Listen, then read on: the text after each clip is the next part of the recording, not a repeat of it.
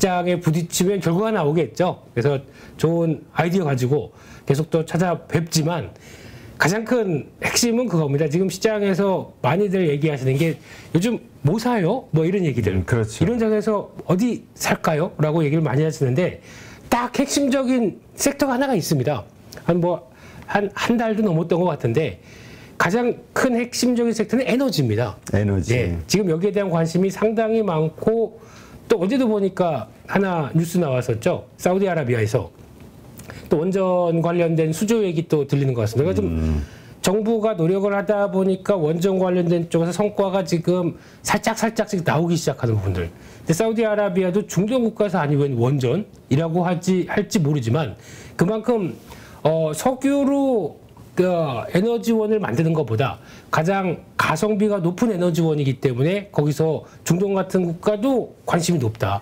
이게 가장 큰 핵심인 것 같습니다. 물론 한번 사고가 나게 되면 폭풍이 엄청나게 크죠. 그렇죠. 근데 그런 극단적인 걸 가정하는 게 아니라 지금 같은 원전의 필요성들이 증대되는, 그러니까 에너지의 필요성들이 증대가 될 때 나올 수 있는 여러 가지 투자 아이디어가 갈려지면서 나올 때 이거를 저희가 어떻게 취합할 것이냐. 그러면 최대한 그쪽 섹터에 가까이 붙어야 되는데 요즘 같은 경우 나는 길게 보니까 반도체 쪽 괜찮고 자동차 쪽 떨어지네. 이런 때 한번 저점 매수해 볼까. 라는 것도 물론 긴 시각적으로는 중요하겠지만 시장은 여기서 막 움직이고 있는데 내가 굳이 그걸 외면하고 여기서 이거 사볼까 저거 사볼까 하는 거는 제가 보기에는 시장의 큰 회계에 좀 벗어난 거였을 때 그럼 기대 수익률이 낮을 수밖에 없습니다. 그거라도 만족을 해야 되는지 아니면 그래도 계속 조금이나마 거기 붙어서 대응을 해야 되는지 해답은 수익률이 나오거든요. 네. 네. 알겠습니다. 아침부터 왜 이렇게 네. 자, 네. 하여튼 많은 분들이 우리 김인수 대표님 좋아하고 또 기대하니까 오늘 하여튼 그런 관점에서 기대해 보도록 하는데 가볼까요? 네네. 그래서 미국 시장 잠깐 보게 되면 솔직히 그냥 그렇습니다. 별 볼 필요 없을 것 같고요. 그냥 저 본 가지고 뭘 판단하기는 힘들고요. 근데 오늘 옵션 만기일입니다, 미국이. 그러면 거래가 좀 많이 될 텐데 이런 때 미국의 방향성이 어디로 갈까 정도. 그래서 옵션 만기일 날 좀 넉넉하게 변화가 가져가는지 이런 거 정도 체크해야 될 것 같고요. 오늘 나온 내용들 보니까 반도체 쪽 좀 올라가고 유가 다시 올라가니까 에너지 쪽 올라가고 또 에너지네요. 네. 그러고 천연가스 안 빠지고 제조업 지표 필라델피아 연인지수 조금 좋게 나왔다고 그러던데 이거는 변동성이 너무 큰 지표고요. 나머지 주간 실업 신규 실업수당 청구. 네, 청구 건수. 네, 마음이 앞서다 보니까 발음이 셉니다. 네. 이런 거 감소했다고 아직 큰 줄기가 안 나옵니다. 네, 그 정도. 그래서 내일 한번 보자 이렇게 봐야 될 것 같고요. 근데 일단 나스닥이 지금 어쨌든 지금 강한 거죠? 강하죠. 네, 상당히 강한 것 같아. 저점에서 한 20% 쭉 올라오고 이제 주봉인데요. 이거 패턴을 보게 되면 뭔가 지금 딱 자리에서 이제 저항선 돌파해서 뭔가 꿈틀거리던 이 자리. 그러니까 여기서 만약에 이제 옵션 만기일 같은 경우 이제 거래가 터질 텐데 추세 전환이 딱 돼서 그동안 올라온 것 때문에 좀 버거울 줄 알았죠? 라고 보여주든가 아니면 조만간 여기서 그냥 계속 시도하다가 그냥 또 다시 힘들어요 하고 출렁이든가 거의 변곡점이긴 한데 이런 거 가지고 아직은 후행적이긴 하지만은 추세 흐름들 확인해 봐야 되겠죠. 그래서 그거는 많이 올랐지만 지금 요즘 미국 쪽에 많이 관심 갖고 계시죠? 대표님께서는. 저는 항상 관심을 많이 갖고 있죠. 그러니까 아메리카를 동경하신다는 얘기 하셨습니까? 코리아는 놔두시고. 네. 아니요. 네. 그러니까 작년까지는 작년 12월까지는 미국 주식이 비중이 80%. 와. 그다음에 이제 한국 주식 20%인데 지금은 이제 5대 5가 됐습니다. 그렇다면은 더 될 수도 있겠네. 한국 주식 비중이 좀 더 올랐다는 얘기시죠? 그렇군요. 건투를 빌겠습니다. 네. 건투할까요? 네. 그러실 줄 알았습니다. 예. 네. 그 정도로 보고요. 지금 한국 쪽은 어제 조금 서프라이즈한 변화가 삼성전자가 갑자기 쭉 올라오면서 와 이거 무슨 시장에 좀 변화 나오는 거 아니야 싶었는데 솔직히 삼성전자 한 2% 가까이 올라오면은 나머지 종목들이 잠잠했으니까 좀 버티기만 해줬어도 지수가 확 올랐습니다. 그러게요. 네. 근데 삼성전자가 오르는데 나머지는 다 뺐습니다. 이게 뭐를 의미할까요? 모르겠어요. 예. 그냥 이거 제 혼잣말이었습니다. 죄송합니다. 혼자 대사에 그렇게 깊숙이 들어오시면은 제가 할 말을 잃습니다. 근데, 그렇다는 얘기는 또 제가 보기엔 딱 그게 느껴져요. 그냥 돌아가면서 순환적인 공매도 청산 정도. 예. 그러니까 이게 만약에 동반적으로 한국 주식이 싸니까 여기서부터 같이 움직여야지 그랬으면은 현대차, 현대기아차 악재 나와도 이렇게 안 빠집니다. 그냥 IRA 관련돼서 그렇다고 하더라도 잘 팔 텐데 그럼 버티고 있다가 삼성전자가 또 신규 매수로 들어서 한 단계 레벨업 시키고 그러면 현대기아차 조금 조정받았으니까 또 올려야지 그러면 나머지가 올라가고 하는 이 순차적으로 계속 돌아가면서 올라와야 지수가 같이 움직이는데 하나가 움직일 때 나머지 다 빼고 그럼 삼성전자 또 빠지면 나머지가 올라오고 이렇게 되기 시작하게 되면 지수나 시장 흐름상으로는 아직 신규 매수가 시장을 끄는 강력한 변화가 아니라는 얘기겠죠. 그래서 그런 것도 염두를 해두시고 지수 변화는 그냥 요 정도에서 크게 대형주 흐름들 그래서 이런 거 나오니까 따라가야지 아니면 모아가야지 하는 것보다 그냥 순차적으로 필요한 것마다 루머 나왔던 얘기는 앞서 양봉 대표님이 잘 해주셨죠. 삼성전자 관련된 얘기들. 근데 제가 보기에는 말도 안 됩니다. 무슨 ETF를 삼성전자만으로 이게 무슨 말이 됩니까? 네. 양봉 선생님 아직 밖에 계신 것 같은데. 그러니까 그렇다는 얘기죠. 그냥 해석 제 나름대로 그 기사 딱 보고 지라시. 들어온 거 보고 이게 말이 되는 얘기를 해야지라고 하면서 혼자는 그렇게 생각을 했습니다. 근데 하게 되면 차라리 메모리 반도체 K 메모리에 대해서 맞춰서 ETF가 단독적으로 한 종목으로 설정된다는 거는 리스크가 상당히 높거든요. 그럼 이거는 ETF의 의미가 없습니다. 그래서 단독 종목에 따라서 ETF 설정하는 거는 그냥 무시해야 될 내용 같고요. 그나마 그 안쪽에서 그냥 이 숏커버링 들어왔다 정도로만 바라보시고 그냥 지수만 밀리지 마라. 그냥 8월 달은 계속 섹터 종목으로 놀게. 이게 맞지 않나 싶습니다.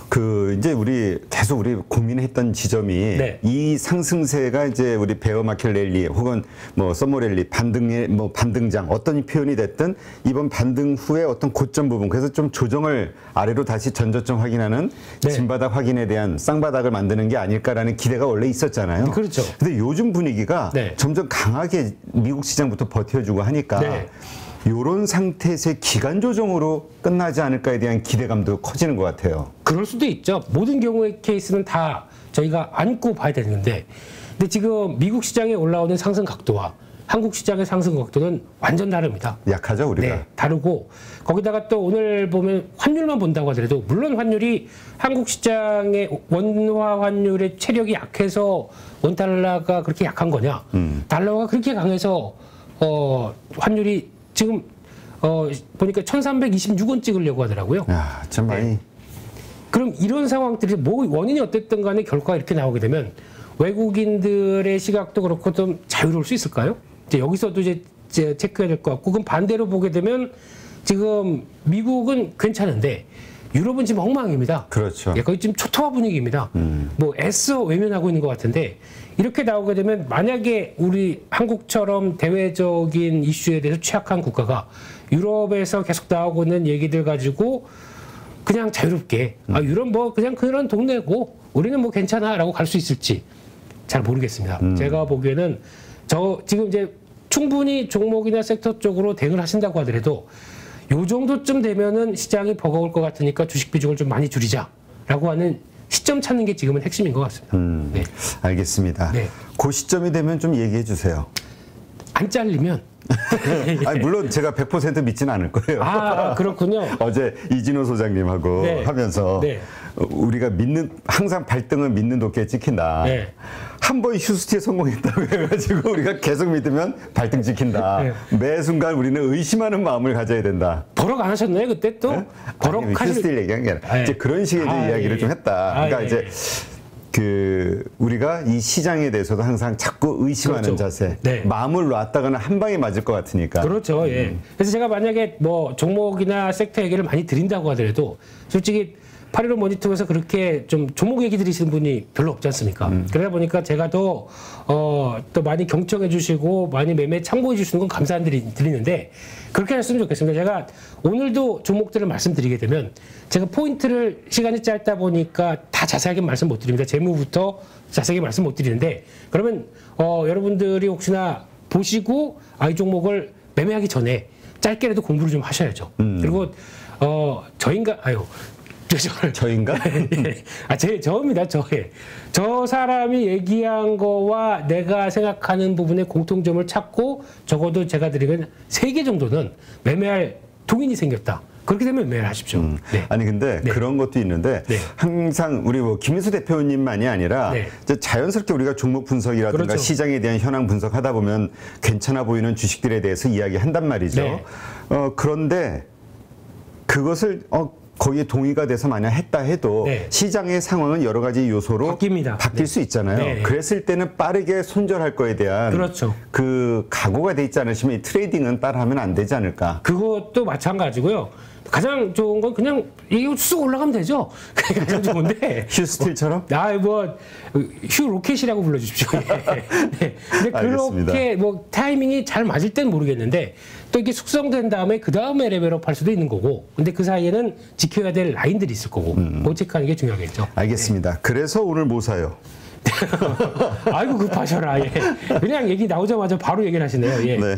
그래서 오늘은 일단은 지금 돌아가서 어제 강했던 섹터 저출산 관련주가 또 오랜만에 움직입니다.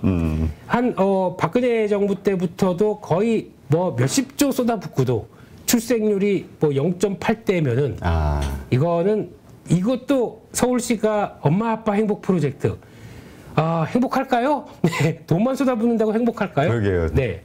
이거에 대해서는 또 그냥 보니까 조부모님이나 사촌 이내 봐주시는 분한테 한 달에 30만 원 드린다.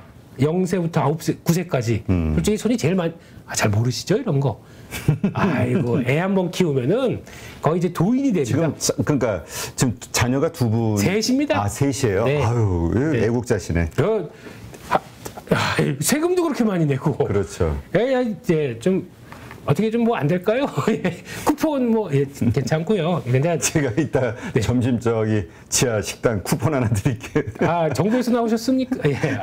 그래서 임 대표님과 이렇게 평균으로 하게 되면은 1.5명이 되니까 제가 그걸 부담을 하겠습니다. 그래서 이 부분이 효과가 날 것인가 아직 저는 전혀 모르겠습니다. 근데 이게 저출산 관련주가 또 중국에서도 얘기가 나오더라고요. 너무 우리도 출산율이 적다 보니까 여기서 중국 쪽까지도 같이 연결되면서 어제 나왔던 부분들이 있는데 그거 다 빼고 관련된 섹터들 별로 모르겠습니다. 근데 요 회사가 눈에 띕니다. 대원미디어인데요. 이게 닌텐도 관련된 유통사고요. 솔직히 닌텐도 잘 만들었습니다. 개인적으로는. 휴대용과 PC 그게 다 TV로 할 수 있고 역시 일본이에요. 그거는 인정을 해야 될 것 같은데 그 유통사고 최근에 나왔던 대표님 잘 모르실 테니까 아머드 사우루스라는 게 있습니다. 그래요? 아이들 장난감 하나씩 사주게 되면 무슨 헬로 카봇부터 이렇게 만화에서 나왔던 장난감 하나가 플라스틱 몇 개 안 되는 것 같아 제 입장에서는 6, 7만 원 그냥 갑니다. 그래요? 되게 비싸네. 그리고 합체됐다. 거의 9만 원, 10만 원이고요. 그러면 이익률이 얼마나 될까? 계산해보고 싶었는데 그런 것 쪽에서 최근에 부각받으면서 움직입니다. 근데 이런 거 따라가기에는 좀 부담스럽고요. 혹시나 또 눌림목 나와서 변화 나왔을 때는 그러니까 이번 2분기 실적도 상당히 고무적으로 나왔더라고요. 그렇게 되면은 그동안에 좀 많이 밀렸거든요. 많이 밀렸다가 많이 내려왔네. 거기서 이제 변화가 내오는 시점이다 보니까 그 정도 이제 회복하는 측면 쪽에서 변화를 한번 좀 볼 필요는 있지 않겠나라는 쪽에서 하나 골라봤고요. 또 두 번째로는 여전히 피팅 밸브 쪽이네요. 이쪽은 따로 얘기 안 드리고요. 계속 신고가네요. 이거 이런 거 안 하겠습니다. 그냥 계속 갖고 계신 분들 잘 가져가시면 될 것 같고요. 여기가 많이 올랐으니까 끝이다. 저는 그런 생각 안 합니다. 이거는 좀 중장기적으로 갈 이슈다? 에너지의 공급과 에너지 개발은 어제 보니까 미국에서도 그러니까 이 IRA 법안이 결국은 ESG를 덮으려고 하는 법안 같아요. 제 느낌으로는. 석유 시추 뭐 그렇죠. 네. 가스 시추 이거 허가했죠. 사인했죠. 바이든이. 정치적으로 민주당이 해서는 안 될 일들을 지금 하고 있거든요. 자기네 기조와는. 그러면서 이제 슥 묻어가려고 합니다. 그러니까 결국에는 ESG로 간다고만 하는 거를 약간 좀 수정 보완 작업인데 얘기는 안 하죠. ESG 반은 포기했어. 이런 얘기 안 하고 이런 법안으로 그냥 밀고 가는 거죠. 그랬을 때 그러면 이 석유화학 관련된 에너지 관련된 쪽의 개발은 이제 또 시작이죠. 보니까 멕시코만 쪽에 32만 제곱킬로미터. 그러면은 그냥 3.3제곱미터가 1평이지 않습니까? 킬로 제곱미터면 32만. 네, 여기가 그냥 허가를 했다는 얘기입니다. 그래서 아마 역사상 최대니까 계속 관심 있게 봐야 하는 건 맞는데, 근데 조선 기자재 쪽에서 좀 덜 오른 종목 찾다 보니까 눈길이 가는 게 대양전기공업입니다. 이거 참 많이 올랐죠 그동안.